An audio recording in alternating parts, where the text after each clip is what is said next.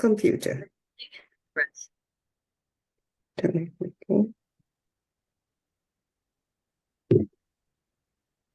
This podcast is for informational purposes only and should not be considered legal, health, tax, professional advice. We are not responsible for any losses, damages, or liabilities that may arise from the use of this podcast. This podcast is not intended to replace professional medical advice. The views expressed in this podcast may not be those of the host or the management. This podcast may contain adult themes, so parental discretion is advised. So welcome to the Modern Titles 2 Woman Unplugged podcast. Get ready to be inspired and entertained by our incredible guest today. We are thrilled to introduce the one and only Miss Kim Yassen, affectionately called Miss Kim, an award-winning singer-songwriter who has been captivating the hearts of babies and toddlers at local libraries for over 15 years. Learning and fun go hand in hand with Miss Kim's children's music, bringing this beautiful marriage to life. Join us as we dive into the world of ABC's singing and sound, the ultimate phonics learning experience that combines music and song. So welcome. If you want to expound on your credentials, you may do that at this point. Oh, sure. My first love is songwriting, and I've been doing that for 30 years. Started off just learning how to write a song and began to take music lessons. This was in my late 20s. Began to take guitar lessons, piano lessons. I was not a trained piano player or guitar player or singer or anything. I became one through this the process of writing songs, because that was my number one gift, was wanting to write and express what I'm going through so that other people can relate. So I did that for, again, 15 years with adult music.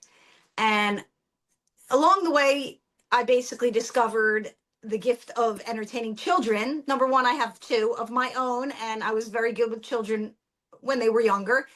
Still, I'm good with adult children as well, I think. I've learned some new skills because it's a little harder to deal with adult children, but I think the experience of performing for children has taught me how to perform for children. They'll tell you when you're doing well, and they will be distracted if you're not. So I learned to perform by being with the children and knowing what they want. And when their parents are happy, when their kids are happy, the parents are happy. So making the kids happy was my number one goal. And I think I've succeeded at that, because over the years, I haven't really had to ask for gigs. They always came to me to request me for the whole year. So this has been going on for quite a while, where I'm booked at several libraries in my area for the year, once a month for different libraries. And that morphed into being able to have a little time to write some albums for children. So I don't want to get too much into that, but so I've been a songwriter. I've had film and TV placements. I've written over 20-something albums. I have thousands of songs out there in the world, both adult and children. And I would say, number one, I'm a songwriter at heart.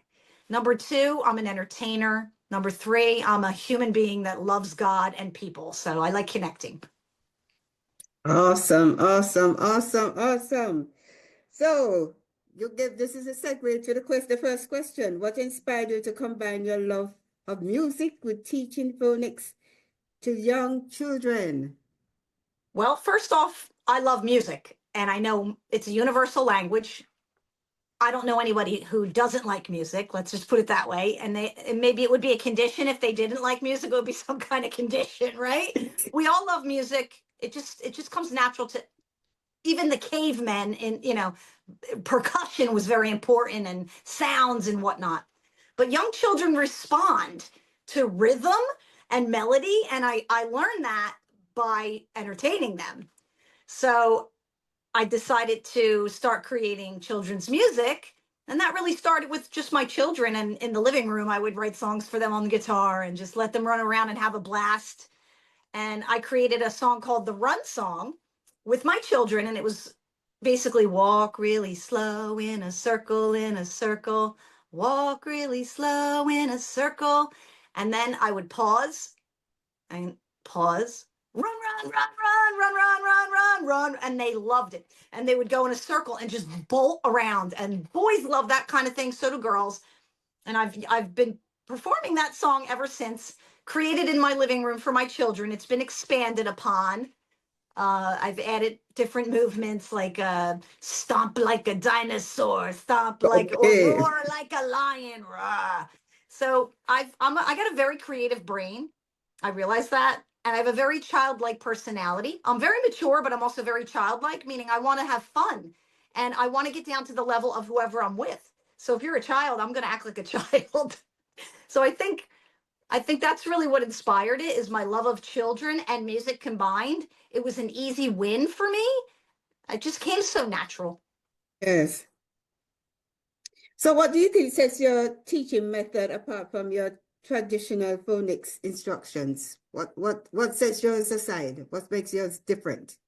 Well, I think the basic fact that I'm a professional songwriter of 30 years sets me apart for making a really well-written song about phonics.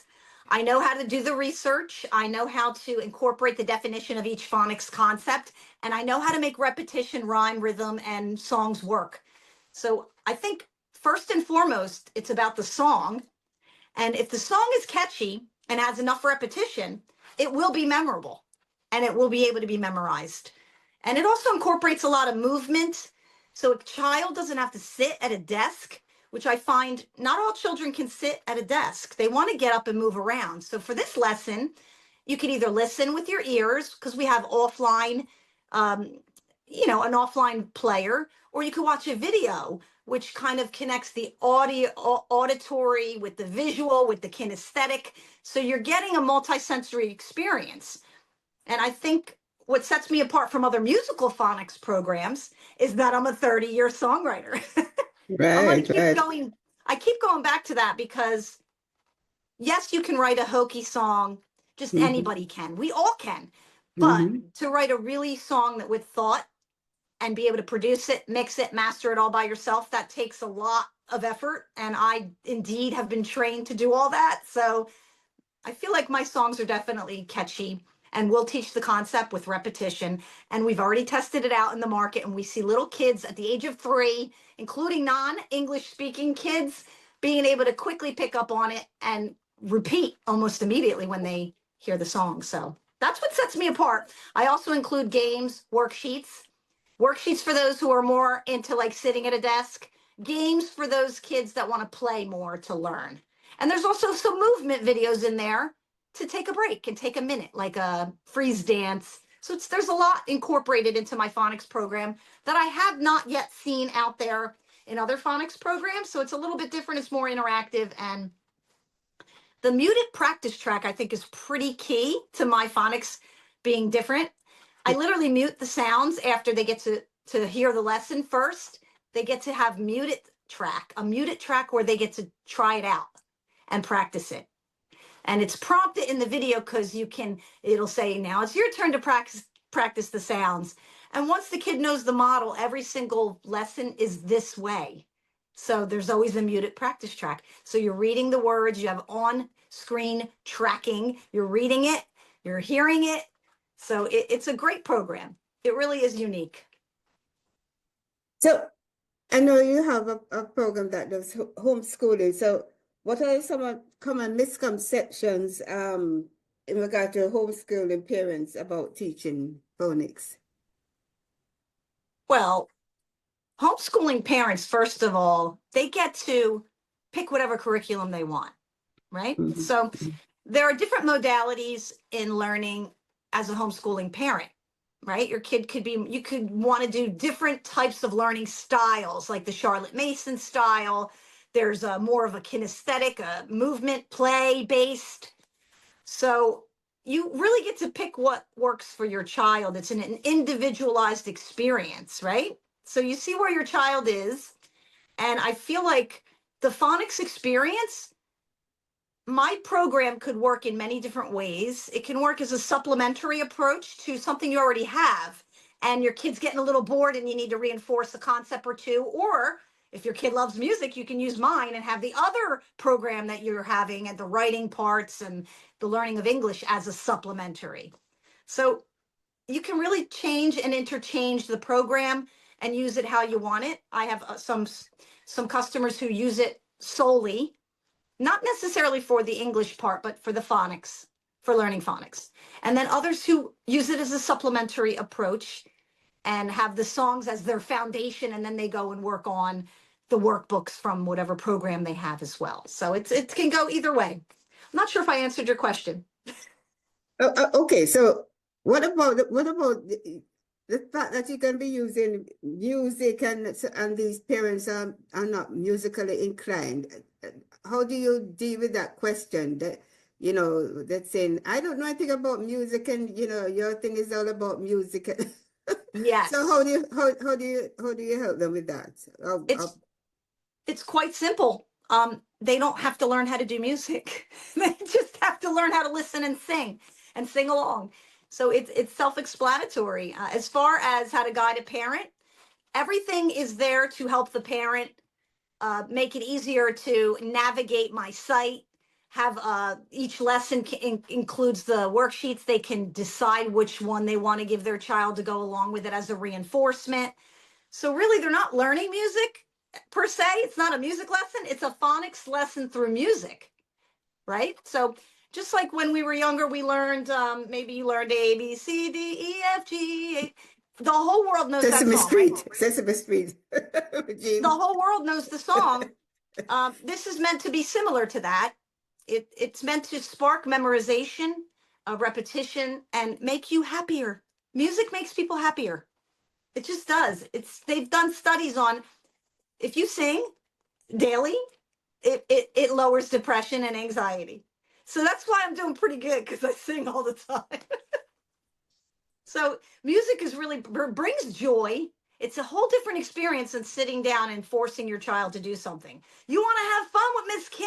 You want to listen and watch some videos and sing to the music? It's a different experience. So not every kid maybe wants that. That's okay. No, there is no one size fits all. However, music does fit most children's lives, unless you have a sensory issue, right? If you don't like a lot of noise. But even so, you could probably do it on low, right? You could do a lower volume. So there's many ways to work with kids with sensory issues. Yes, that some children who have autism, they have sensory issues. But they still love music. They just might not want it at a volume that's blasting, right? Right. So you sort of went into the segue of the other question, which was, what does learning through fun mean to you, and how do you ensure it is present in your courses? But you sort of answered it somewhat already. And no, I mean, I think number one, personality matters. I think I'm entertaining. I'm fun to watch. Just I've been given the gift of being silly, and I don't know. It's not like I'm acting. It's like I'm acting like myself, and myself tends to be silly. So I think when you're watching someone who's having fun, it's fun to watch. Right. I also feel like, I don't know, I make a lot of movements where I'll like use my hands. Kids can also kind of mimic what I'm doing. If I'm dancing, if I have a guitar, they can pretend they have a guitar. So if you're a creative child, you may want to mimic some of the movements I'm doing. But the main thing is really listening and repeating and singing along, right? So it's singing along and getting that ingrained in your brain, that repetition, that the concept becomes easier. When you go to read, it'll be like, oh, I remember this. This is the B sound, like Miss Kim sang in the letter B, B, B, B. And then it's going to connect eventually. It's going to connect in the real world. But just exposing them to music without the stress of having to sit is much better option for those who are a bit resistant in the beginning or having some trouble with maybe learning a certain concept. I find the vowel teams to be very complex because they're two vowels put together and they don't make a sound of either of those vowels, right? Sometimes the E sound makes an A sound. So it's, when it's coupled with another vowel or a consonant like a W or a Y, it makes a completely different sound. That's a hard concept to understand, but when it's sung over and over and you're saying the vowel T makes an unusual sound, right? You're giving them the lesson, it's right in there, and then they see the two letters put together and they can connect it eventually. So it just has a lot to do with multisensory learning. Right. And Yeah. fun is built in between because we put, like I said, we put some energy releasing videos in between lessons. So 2 or 3 lessons, and you can maybe do a little walk through the jungle and do some movements, or I do some freeze dance. A couple different things like that, I think makes it more fun for the kids because they know they can get a fun break. Because that definitely memory retention is a key factor in it also. Memory Repetition and all retention. that. Yes. Yes. It's Yes. one of the key factors in learning through music that they've studied over the years, realizing that it does open up neural pathways to learning much faster. My son has taken a course at Berklee College of Music because he also goes there. And he's taking a course on neurology. And he said that the brains of, or the cerebellums of musicians is larger because of how much effort goes into making music, learning music, playing music. Like the whole, like your brain is just working in tandem, like both sides. It's amazing. Yes. So Yes. I'm not a scientist, but I can read, and I read the studies. I don't remember all the details, but it's easy to believe because it works. And you can sing a song quite quickly if it's done really well, right after hearing it only one time. They call that an earworm, right? Yes, yes, that's true. So, so has there been any study in regard to your method and the traditional method? Has there been any study to see which is better? Anything like that has been done yet?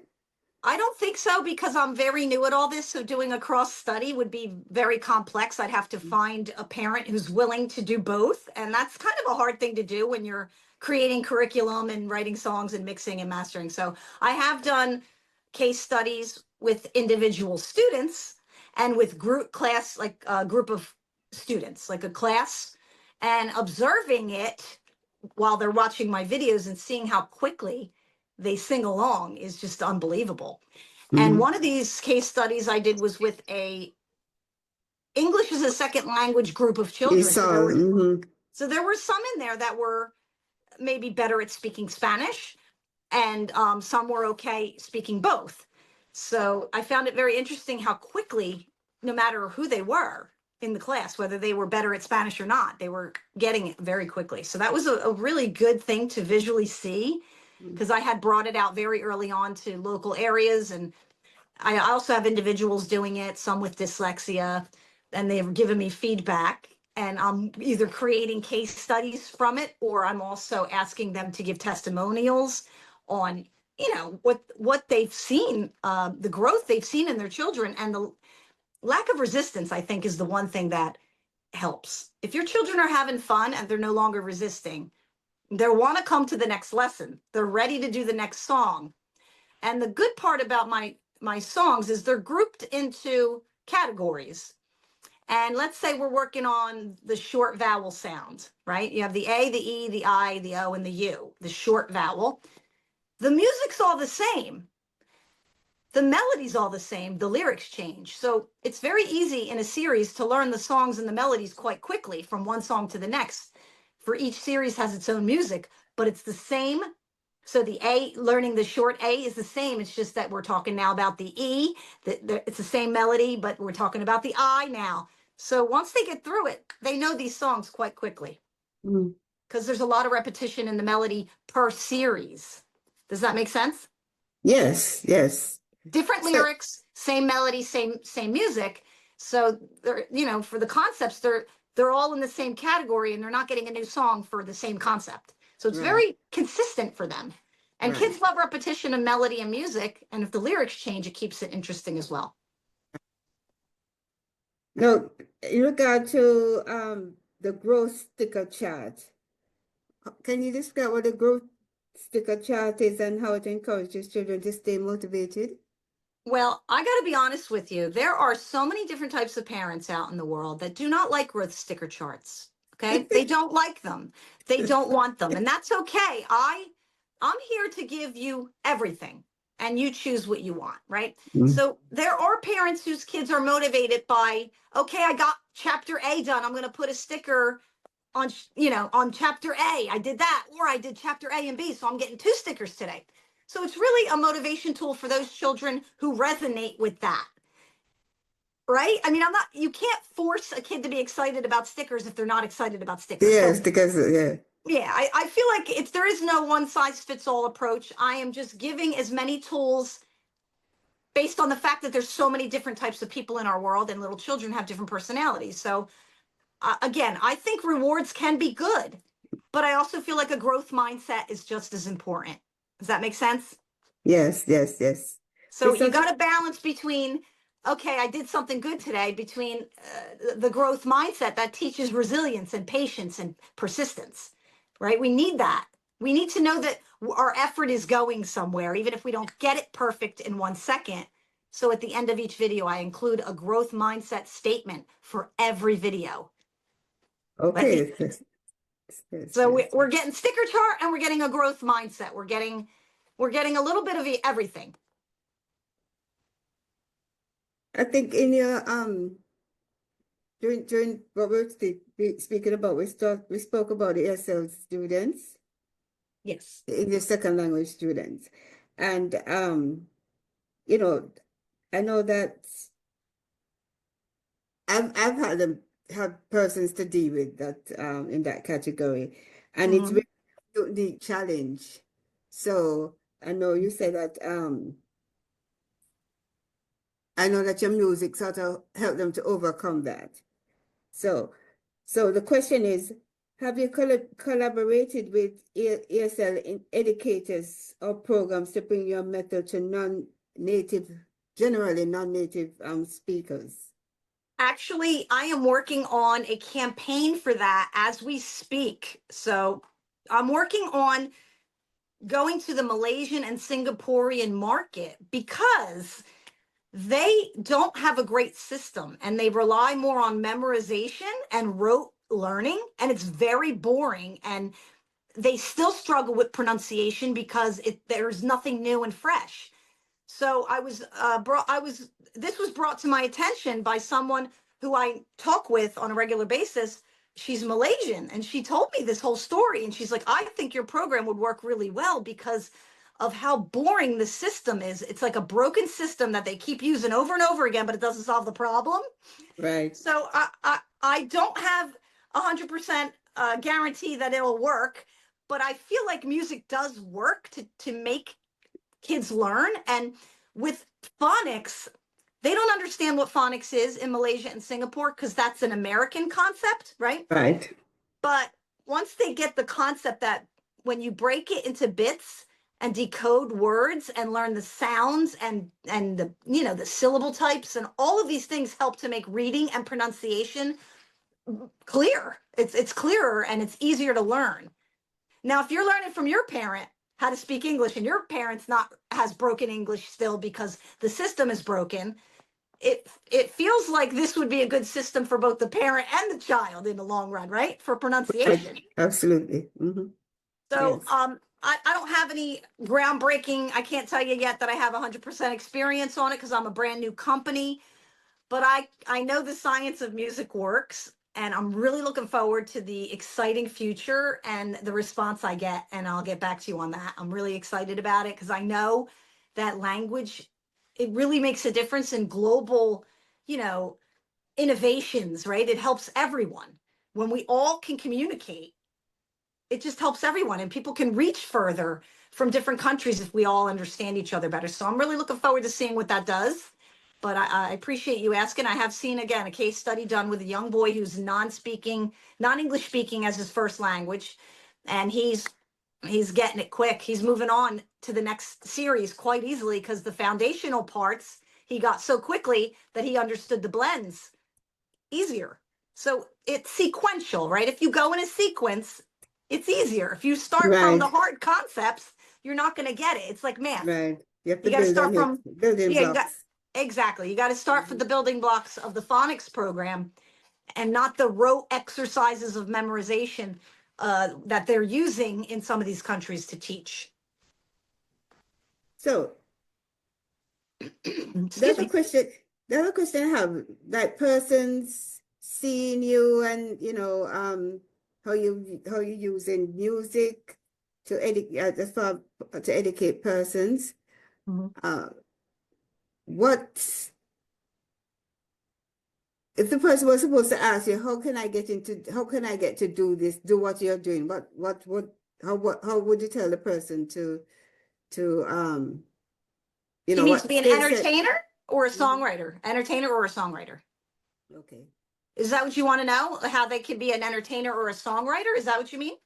Okay, somebody seen this program or Ah, listening to this program and they said, "Oh, what she's doing sounds cool. I want to do that. I wonder what do I need to, what skill set I need, how can I learn to do what she does?" That's the question in a different way. wow. Okay, so the skill set I have is learning how to write a great song and learning how to play an instrument and lots of practice over the years doing that and rewriting and learning to rewrite almost to the point where you become so good at rewriting you almost don't need to rewrite as much because your brain is already thinking to rewrite. um, Getting editors and mentors helps a lot to learn. So I've had lots of editors over the years, hit songwriters that I took workshops with. And I've continued to do that for years. And I continue to have mentorships to this day. And listening to them really helps you to grow. So I think, being around others who are doing what you want to do and asking them lots of questions helps. So if you're a musician and you can write songs, you're one up on most people if you want to do what I'm doing, right? You also have to be good with children. To write a children's song, you have to get down at their level and think like a child. So I've had to train my video editors to think like a child. You're giving me an adult video for the editing. I don't want an adult video. I want something a child can look at and say, I resonate with that. So I've had to really train people to think like children. Let's simplify life a little bit. A kid's not going to think about a lie detector. Like that's not even on their radar, right? So putting a video with a lie detector in there, why do we want to teach them this? So I've had to just really, again, if I have a new editor, I have to remind them, these are children. We're teaching children here. We don't, their lives are probably already complicated from their parents and their parents. Yes, that's true. That's so true. Generational trauma. We don't need to talk about lie detectors at this time. Let's keep it simple. So, yeah, thinking like a KISS. child. You got to be able to write for children and have a childlike mind. And I'm very silly. I'm very silly. I could be super intellectual when I want to be, but the core of me likes to be silly because it's just fun and playful. All right. All right. So we have our last question. How do you see your program fitting into or enhancing traditional education setting? Traditional educational setting? Yeah. I see it as a supplemental resource. That's how I see it. Can it overcome? I don't know. Again, because the school systems are so stapled to what they need to have, what their programs are, and they work. Don't get me wrong, they do work.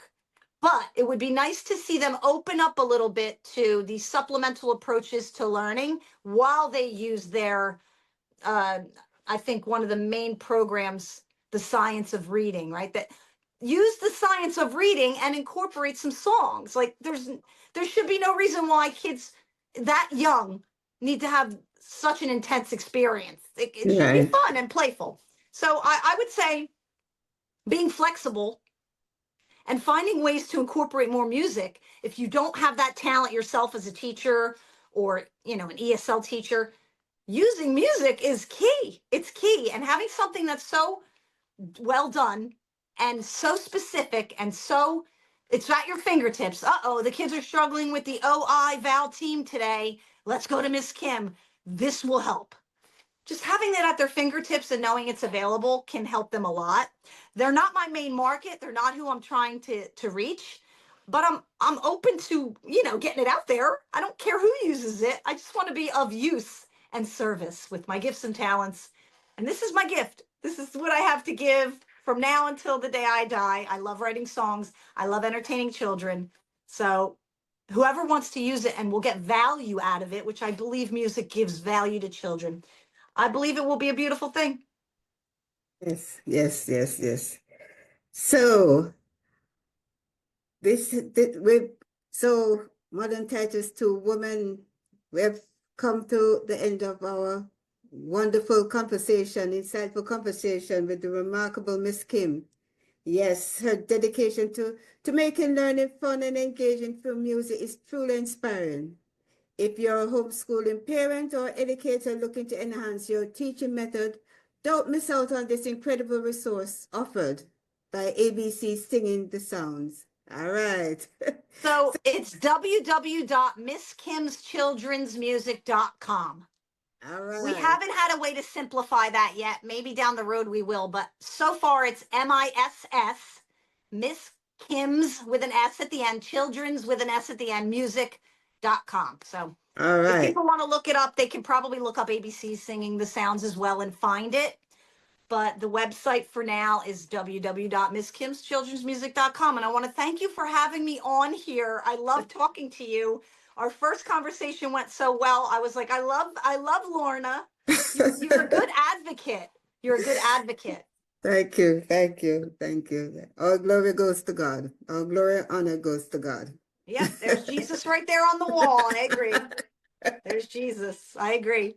All right. Thank you. Do you have any freebies that you have to give the our listeners if they go to your website? I think I saw some freebies There's there. 14. Well, we changed our whole website over and our whole business model. Oh, It's a brand new CRM system. It's a 14-day free trial to try anything. So it's plenty of time to really delve into it. There's no, they can cancel at any time if they didn't like it, but it gives you that 14 days. Most of them are 7 days for now at this time. It's been very difficult to change from one system to the next. So I think for now, that's our system, 14-day free trial. Down the road, we'll probably be giving out coupons and whatnot. But again, new system. So things, all slower. right. It's slow, like moving. Yes. Yes. All right. Thank you so much. And we're going to